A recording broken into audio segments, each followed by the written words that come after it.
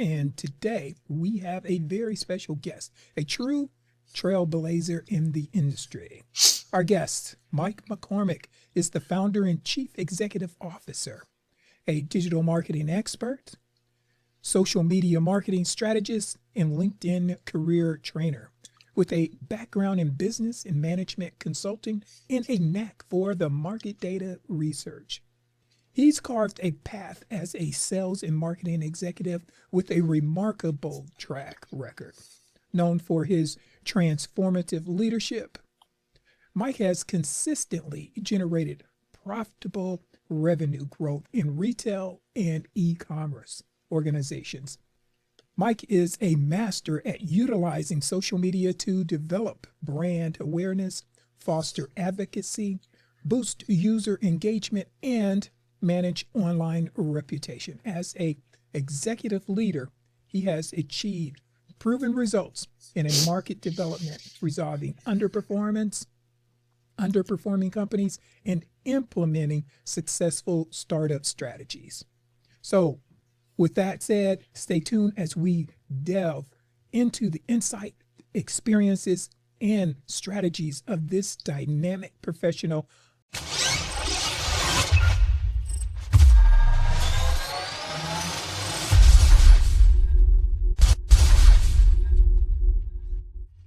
Mike McCormick. Good morning, Gregory. Thank you for that wonderful introduction. I'm probably a little more humble than that. If you asked me, I'd say, yeah, I'm pretty good at what I do. and I would leave it at that. Excuse me. So, Mike, if we can start off with, we always like to start off the program with, tell us about yourself. With how did you get started? I I had worked in the corporate world in various retail type organizations after having come out of funeral service. So while they don't necessarily tie together, I thought that I would go into retail because I would have less hours than I did as a funeral director. Boy, was that a mistake. But having said that, I got into retail, moved up through the store ranks, went to ranks of the field management level, then the VP levels. And at that point, I had moved into and got my first break truly in corporate America at that point to start my own business, first of all, and then be hired as at one point a VP of marketing, then a senior VP of marketing, and then finally chief marketing officer of some major U.S. corporate entities that are in the e-commerce world. So that's the progression of how I got there. Nothing was really easy, but I know for one thing to put into context for people that would look at it and say, how do you achieve some of these things? There's this age-old philosophy that if you're over the age of 40, there's age discrimination. Well, we know that there is, but if you allow that to affect you, then you will not be able to progress further. So I got my first executive at the highest levels in the C-suite over the age of 50. So it was really not giving up and understanding what I can do and how I could do it and not giving up. So who were some of the inspiration or mentors along your journey? I had a number in the various retail worlds for people that had obviously more experience than I did in the beginning. They were teaching me about retail as a whole, but probably my biggest mentor wasn't really a mentor. It was the reason that I left corporate America is because the only good thing about working in that organization, and in all honesty, many organizations within corporate America, was the pay. If you looked at anything past that, the culture, the work-life balance, it just wasn't there. So I guess you could say he was a mentor by teaching me what I shouldn't do. And when I walked out, I never turned back. Okay. Was there fear on taking that path of going and doing it on your own versus leaving that comfort zone of being with a company? Probably a little. I did reach out to my wife and say, I really want to do this and get out. Fortunately, and probably one of the few, I didn't live at the level that my pay would have equated to. So for me to walk out wasn't that much of a financial burden initially. Now, had the business not become successful, it would have been. But in the short period of time, a year or so, I really didn't have the constraints of somebody that was getting the kind of pay I was and then living in this $1 million home and all these other things. I didn't do that. I didn't need them. I sort of took the Warren Buffett approach. This is all I need. I don't need anything more fancy than this. And it allowed me to walk out and be comfortable. Okay. Because nowadays in social media, we hear so much chatter on the internet. I call sometimes it's noise, but we hear the slogan, and that is just quit, drop it, and go out there and do it on your own. And at the same time, I guess it's somewhat of a false illusion that while if you don't plan in advance, or as you had mentioned, and that is scaling down and staying within your means, that maybe that may not be a wise choice for someone just to, blow up the boat before having, not in the middle of the ocean blowing up your boat. Wait until you're closer to shore. Yeah, and I think what sort of the connection there is that as long as you have a plan, it may not be fully baked, but don't just walk out. I mean, that's if you have no plan about what you're going to do and you now have to do it on the fly, then all of those exterior pressures and stressors hit upon you. If you have a plan, it's not going to go as smoothly as you would expect it to, but at least you have a goal in mind. You know how to approach it, you know what to do. And the fact that I was really staying within the same overall environment of marketing and social and such is that what I needed to do was acquire clients versus having to learn a new business or a new industry. And that definitely helped. And the last one is just don't panic because things don't always go as planned.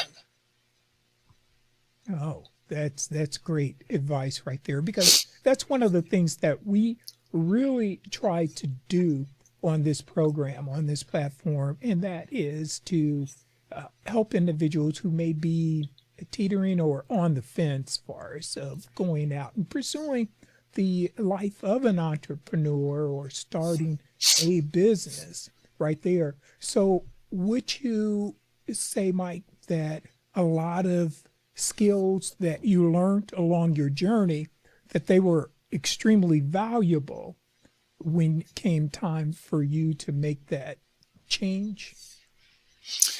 Definitely. Probably the biggest one is to have a leadership skill set.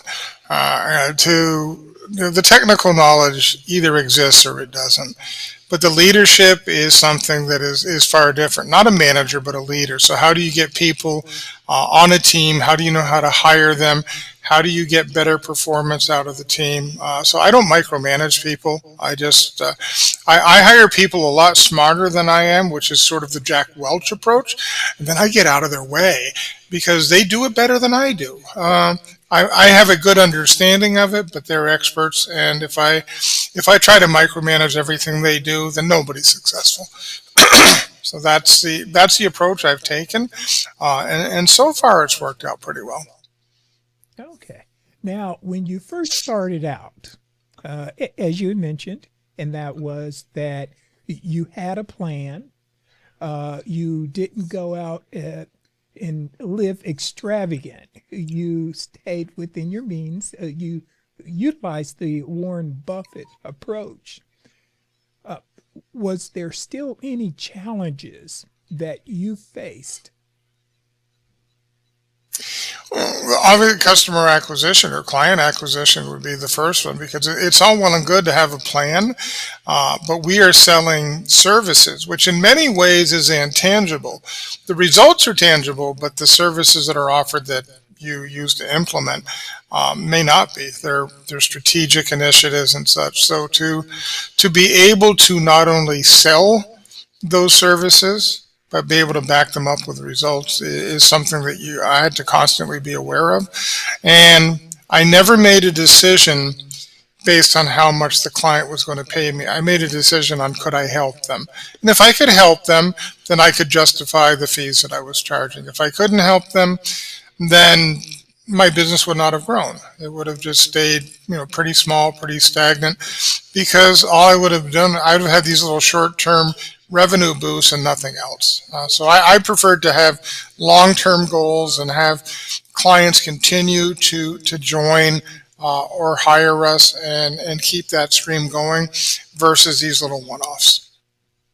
So the importance of customer service is one of the top tier skill sets or attributes that you would advise a company to look at, that culture of making sure that they do have that customer's concern Yeah. or their service in mind versus that, oh, how much you're going to pay me. Yeah, because if that's all you're looking for, I think the transparency comes out pretty quickly. The whole idea is that no matter what size company you're dealing with, it's still a partnership. If I can't improve whatever aspect of your business that I'm engaged in, then you don't need me any more than you would need an employee. Because it sort of falls into the same area, is that I have to have a value add to what I'm bringing to the table. Because if everything stays the same, like why? Don't need anybody. You can go down all by yourself. You don't need help. You don't need somebody throwing gasoline on the fire. And one of the things that in getting that customer, even if it's your first customer, is doing the best that you can by that customer, because otherwise it's one and done. And would you say it's better to keep existing customers and add on versus constantly looking for that new customer? I can tell you in the beginning, the criteria was a lot less than it was after the business grew. But ultimately, I want to keep the clients that I have and then add them strategically. So as I add new clientele, again, it's what area do you need help in? How can I help you? If I can, I should just tell you that right up front that this is not going to be a good fit. And as we continued to do that, our business grew to the point where we only take clients through referrals now, through past or current clients, unless we've actually put it through an RFP bid, in which case we're out there on our own. But in most cases, somebody had to have sent you to us for us to even consider you. Okay. And Mike, before we go a little farther in, as far as on some of the other points that we want to talk about, like the marketing strategies, leadership, and stuff like that, you had brought up something that it's more prominent now than before, and that is you went into the C-suite at the age of 50, where there's a lot of individuals who are, say, the baby boom generation right now, that they're going into that area and they may feel like they have nothing else to offer. What would you suggest to them? I think you can simply point to something very easy to understand, although it might be difficult to swallow at times. Most of the reasons people aren't hired into these roles, regardless of their age, is because they have self-limiting factors. It's not that they don't have the skill set or that somebody wouldn't hire them. It's just they don't believe it can be done. And if you don't believe it yourself, then how can you expect somebody else to believe it? So self-limiting tends to be the obstacle that I see as I've hired VP level and such, is that the people that come in, if you don't believe in yourself, if you don't believe you can do it, then why would I believe it? So true. And that's one of the things that our platform try to work with also, and that is mindsets, because everything begins with thought. Now, we're going to transition to a couple of questions here, Mike, All right. to pick your brain. All right. And this is going to be surrounding marketing, strategies, and leadership. As a leader in sales and marketing, what are key principles do you believe are essential for effective transformational leadership in today's business landscape? If you take it into just the specific field of marketing per se, typically people go in with either not an open mind, or my favorite phrase, which typically is no different from running your fingers against a blackboard, is that, well, we've always done it this way. I'm glad, but it's not working. So if you're not willing to change it, if you don't have an open mind, that's the first part. The second part is to not ignore the data. uh, Data is truly the critical piece because it's telling you the responses that you've got historically over time. And you may want to do some testing, but if you ignore the trends, then you're not going to grow and you may actually miss opportunities. So it really is twofold, and instilling that thought process in the leadership is really important, because if they go in with the attitude is, well, we can't do that because we've always done it this way before, they're not going to grow. They're going to miss a huge number of opportunities. That doesn't mean that you just throw data out the window and just say, "Oh, let's just wing this," because that won't work either. And there's a lot of attitude out there, especially in the larger companies that can afford it, is that if you throw more money at it, it will fix it. No, if you throw more money at it, you just lose more money. It's determining what is wrong and what to fix and what's sustainable and how to continue that. That really does fall into the mindset of a leader, being cognizant of both the data points and also the testing abilities, and keeping that open mind. Oh, okay. And here's another one for you. Can you share with us a generic example of a cross-channel marketing strategy that you implemented in a retail or an e-commerce organization, and the impact it had on the revenue growth? Well, simply put, a lot of people, and I'm going to use the social media as the example, and everybody says, well, you've got to be on social media. And there's no dispute in that. Right now, social media is one of the strongest avenues for awareness, not necessarily conversion, but for awareness. And as I had told you before, if you're in business, you don't want to be in the witness protection program. You want everybody to know that you exist, whether they would use your service or not. So how do you effectively use social and other channels and cross-marketing business is understanding the demographics of each of those channels. They're not the same. There's a different level of participation demographically. So who are you targeting and where would they be? You can then take that cross-channel aspect of it, say, well, I'm in 4 or 5 different social channels. How do I implement email that targets similar people? How do I use search engine marketing, such as AdWords or Bing, to target like audiences that just aren't necessarily reachable in the social channel by itself, and bringing them all together with a common goal through nurture campaigns, through customer acquisition campaigns, just taking it all together and having an end goal. What are you ultimately trying to achieve? It could be just awareness. If people don't know who you are, it's really difficult for them to buy your product or service. If they do know who you are, is there anything that needs to be changed? And in which channel would that be the most effective? And then finally, is if you have those key pieces in place, is how do you reach the people that you don't know? And that's where, again, you can use these different channels to reach beyond your own audience. Because if you don't do that, then you really can't grow, because you only have a finite number of people that you can reach directly because they follow you. That comes to mind. I once heard someone say, "You can have the best game in town, but if nobody knows about it, you don't have Yeah, any game." yeah,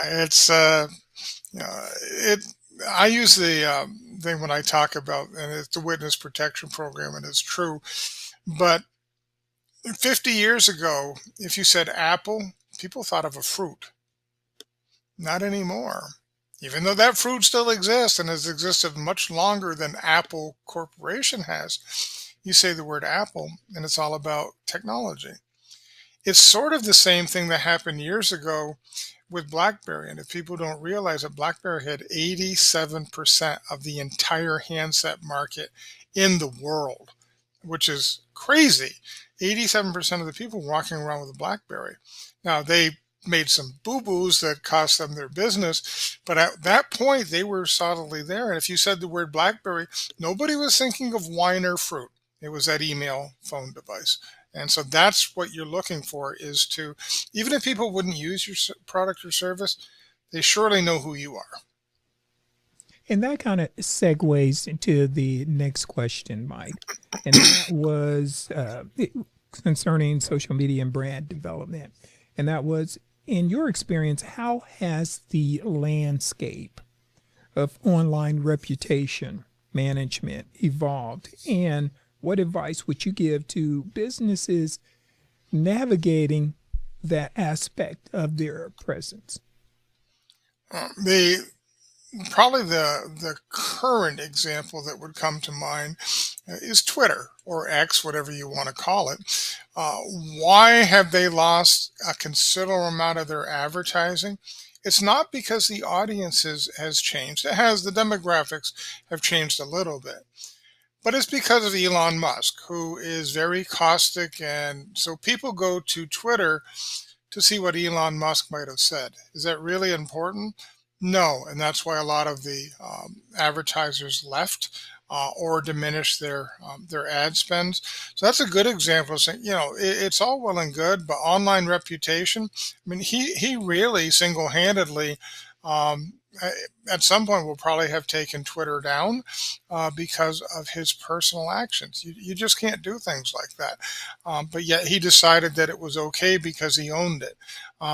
You have to understand that consumer sentiment and business sentiment far outweighs your personal thoughts and opinions, and they really had no place here. So that's probably the best example of having somebody destroy an online reputation quickly.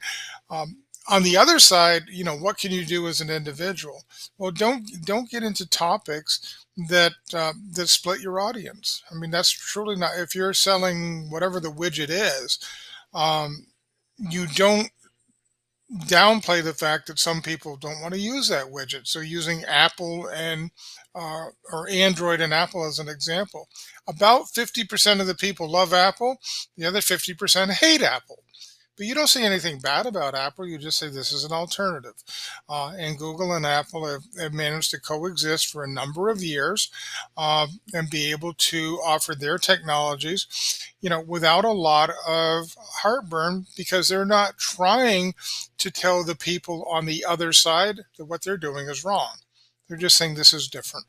And if you do that, your online reputation is usually much stronger than if you're an Android user and you say, "Well, Apple's horrible." Like my case, I don't particularly use Apple because I just don't like the platform. But I'm not going to tell anybody that's using Apple that they're wrong. I'm just going to say, well, I prefer Android. That's all. Yeah. Free world, right? We can choose to do That's what we true. want to. That's true. That kind of takes us back to the period when there used to be the battle between the two soda giants, Pepsi and Coke, right there. And I, if you remember, what Coke was trying to take the market share away from um, from Pepsi, and they came out with the new Coke, which was a huge mistake. They probably still regret that because it cost them a lot of money and it was an absolute total failure. But okay, instead of coexisting and realizing that there were differences, they were trying to get more market share than they were probably entitled to. Okay. Well, I'm going to transition now. We're going to go to financial analysis and change implementation.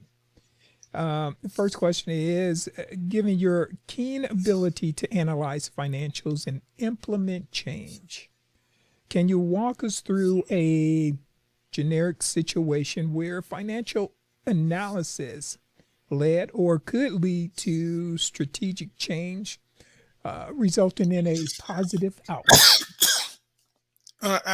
Excuse me, absolutely. And one of the things that I do, if people understand what Six Sigma is, it's primarily directed towards engineering and manufacturing. But you can use that same process or philosophy in any business. So, using the example of a doctor who may be a phenomenal diagnostician, but they're a horrible business person. They didn't go to business school, they went to medical school. So, they don't necessarily understand that piece. So, by having the ability to look at your financials and understand them. And when you get reports from your accountant, you actually look at them instead of putting them in a desk is extremely valuable because you may find things that because you're going to be more familiar with the business than your accountant per se, that you could make changes on because if you're struggling a little bit, typically the accountant is looking for the low hanging fruit. What can we cut expense wise that will help you? That may not be the right decision. You may have to look in other places, or you may have to potentially maybe invest a little bit more short term. So having the ability to analyze the financials and understand them and understand all the different levers. So if you do this, what happens over here is extremely important in any business situation, whether you're a small business or a major corporation. That's how, ultimately at the end of the day, the two numbers that count are the top line and the bottom line. Everything in the middle is just noise. Okay. And that kind of changes over. There was something I heard before, and that is, what is, I'll come back to that right there. It kind of slipped my mind.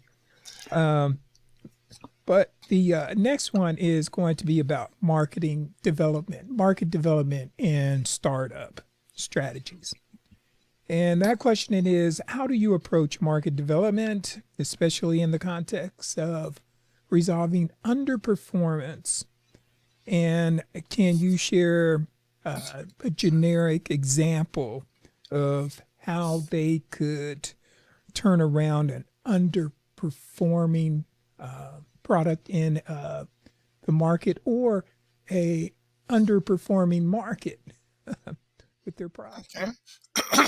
Well, there's a philosophy of fail fast, which means that if it's not going to work, look at the data, and instead of beating your head against the wall and throwing more money at it, if it truly isn't going to work, which is going to be indicative of what you see in the data from the consumer, whoever your purchaser is, you either need to change it or you need to get out of it. And a lot of people have a personal belief that their product is exceptional, but the rest of the world doesn't agree. So it doesn't make any difference. The consumer votes with their wallet. So that would be the first step. If it's underperforming, you really have to determine why. And that usually goes back to the beginning. So if I give you an example that most small businesses do, but even a lot of large businesses, they say, well, in this day and age, we have to have a website. We have to be on the internet. And there's absolutely no dispute there. You really do, even if the presence is minimal. You gotta have a place for people to go. Having said that, what do most, especially small businesses, do is they go on, they look for a theme or an entity that is pretty. Oh, I really like this theme, so they create the theme. And what they find out is if they had done what you should do, which is start with a customer persona.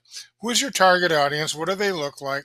How would they navigate a website through their through the customer journey, through their purchase process? The awareness, consideration, making the purchase. How does the user interface and user experience work? They don't start with that. They start with a theme, and then they find out that when all is said and done, the reason they're not doing any sales is because it's too hard to buy it. They can't learn enough about it. It's not intuitive. And they wind up having to reinvent everything that they built in order to get it to what the customer is looking for. So it's you have to base everything on what your specific customer wants. So that's a really good concrete example of what happens. And if you have to rebuild it, that's going to take time and money. And if you had delayed in the beginning, it might have cost you a little more time, but it surely would have cost you less money to get it right the first time. And I had someone on the program who was a website designer. And that was one of the things he had brought up. And that is first thing that he would advise as far as regarding the websites is that first start getting your customers first and look at the website, because with no customers and having a nice website with no customers, that can be kind of a detriment right there, or putting the cart before the horse. It is. And I'm actually working with a client that, and I don't do a lot of small business, but I do some. And as I evaluated his website, the first thing I found out is he made it really difficult, if not impossible, to buy something.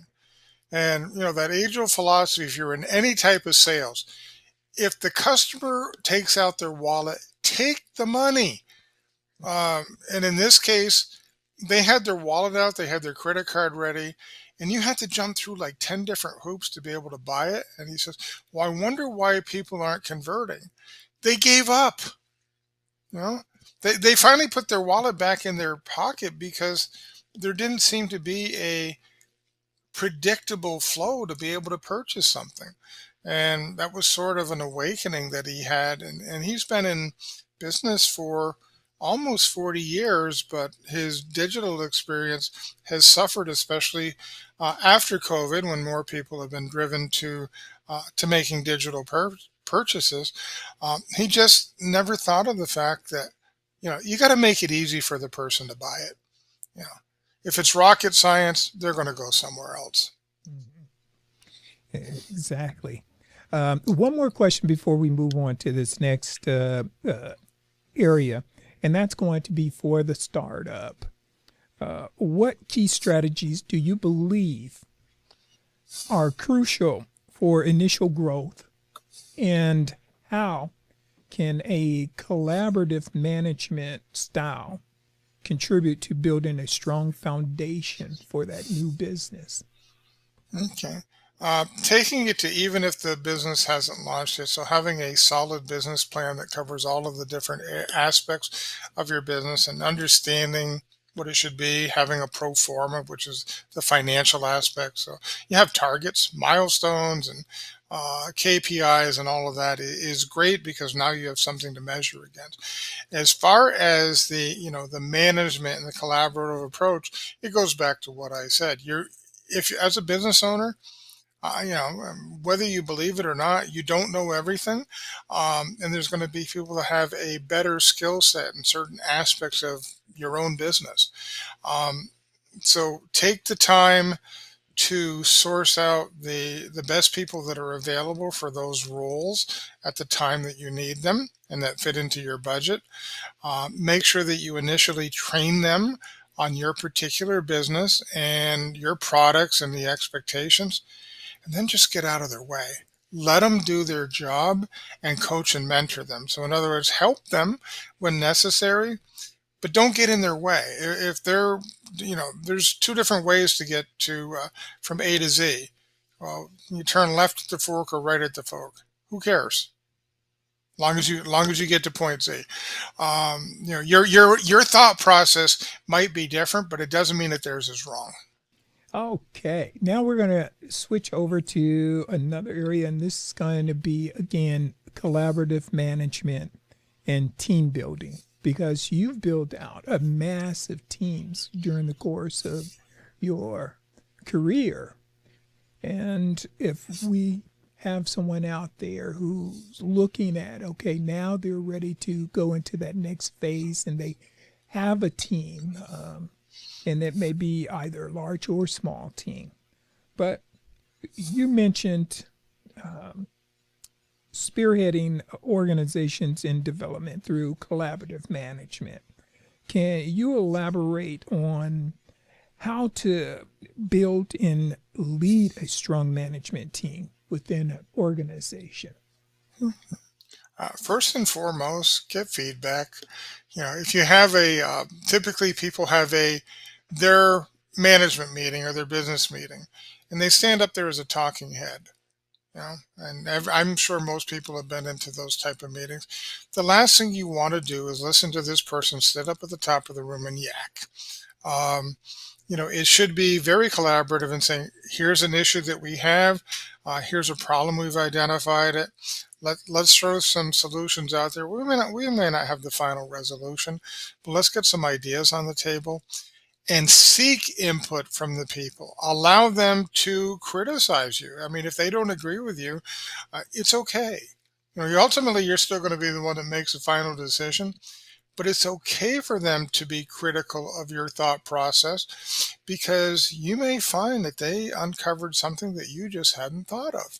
And if you block that out, if you're not collaborative, then what you're dealing with is a dictatorial type of management where you have all the answers. And I can assure you I don't. And I love to get the feedback from people. And if I disagree with them, I will tell them why. If I think that it's obviously something that we could pursue, at a deeper level, well, then we do that as well. Because again, we don't want to leave any stone unturned.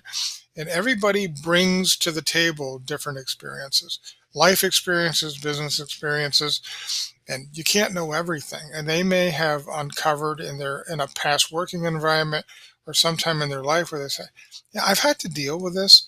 And we found that all of the different ways that we tried to resolve it, these ways were more successful. And they may or may not be what you're proposing. So it's all okay. It's okay to allow your teams to be critical of you. Professional, absolutely. But critical, that's okay too. So, Mike, what would you suggest regarding brainstorming sessions?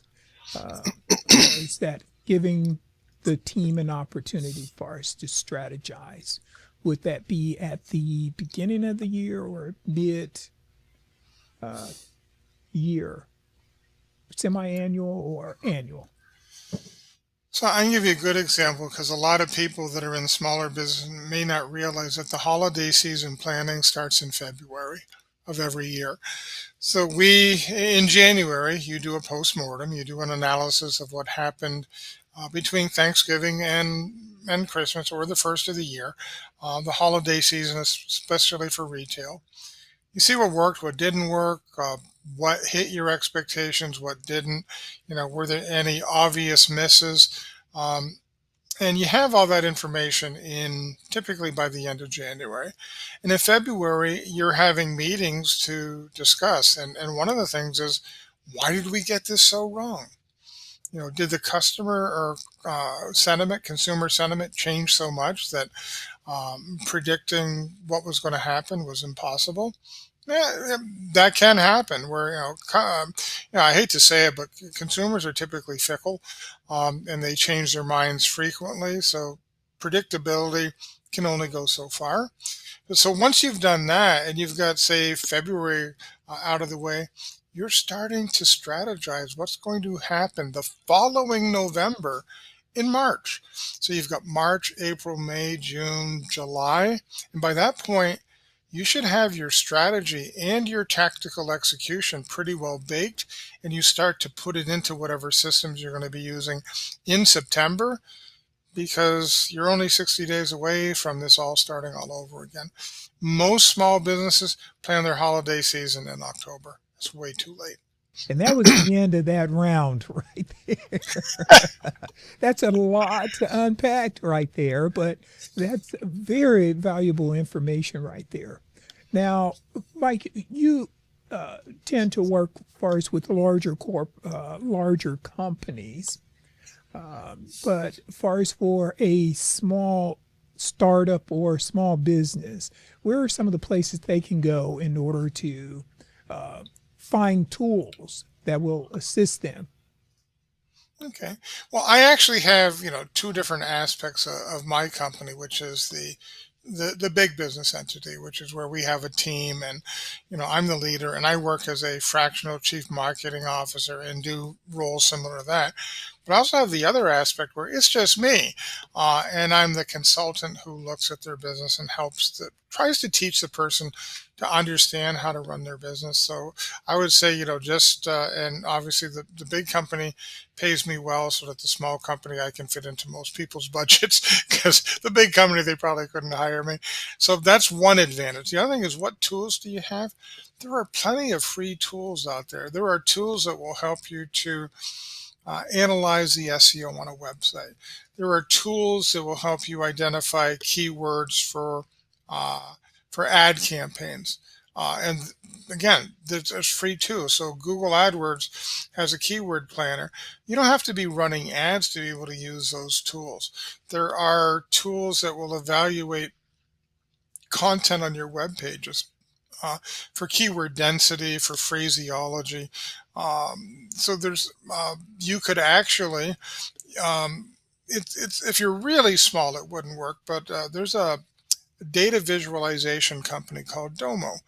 And they actually have a free membership level now, or a free platform, where you can get all of the functionality, but you only get 300 calls a month. Well, if you don't have that much data to analyze to begin with, it's really good because it allows you to look at data high level, in the middle, and as granular as you want. So that's a great example of being able to picture what you're looking at versus trying to analyze it, because from an adult learning perspective, people actually learn, but they actually analyze and digest information visually about 70 times faster than they do it in an audio version. So it's really important to have those visualizations, because sometimes you see things.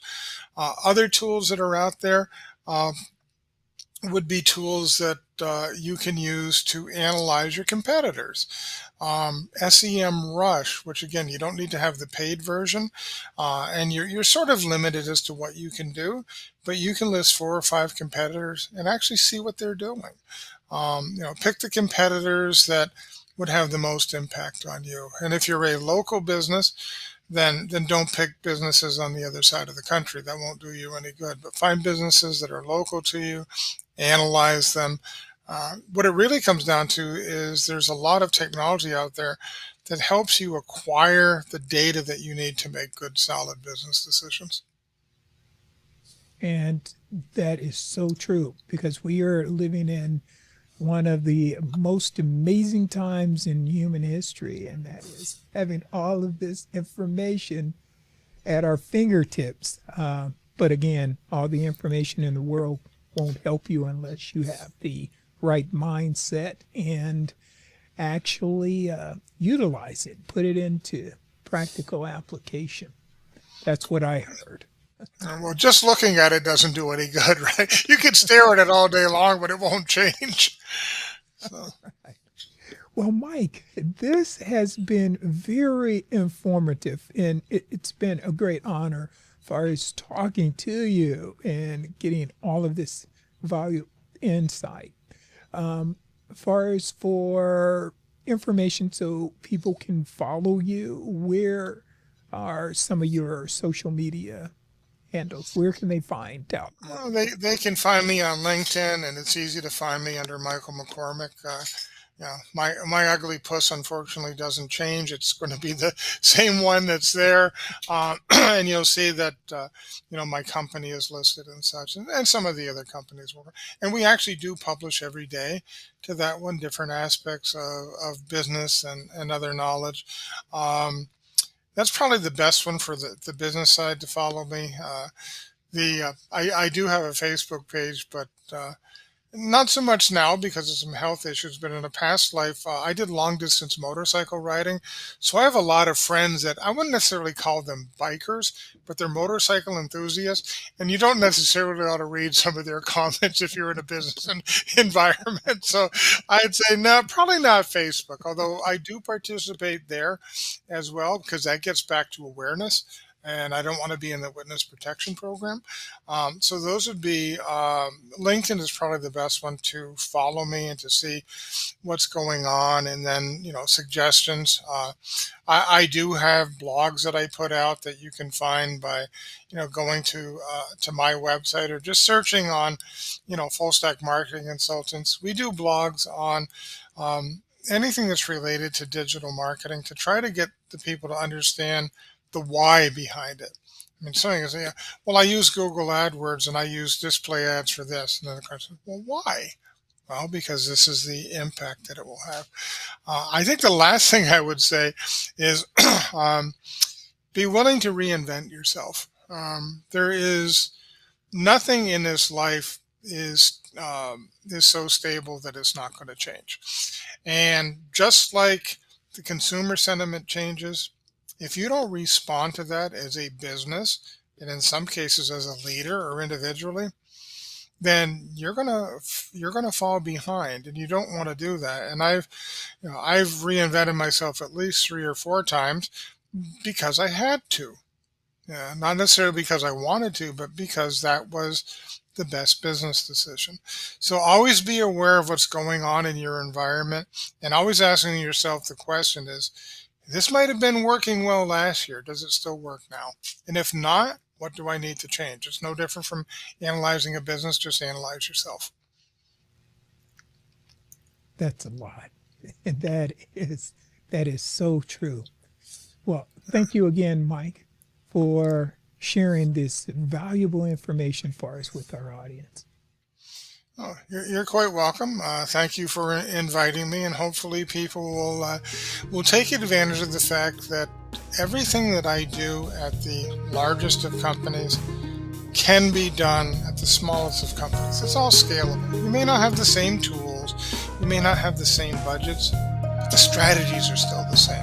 So don't think that you can't replicate what a big company is doing. You just do it within the context of your own environment. So hopefully if I leave them with that, they'll understand that it's like that over 50 hiring. Yeah, if you have self-limiting factors, get rid of them because they aren't going to help you. If you enjoyed this video, don't forget to subscribe, give us a thumbs up, and share it with a friend. Your support means the world to us. We'll see you in the next one.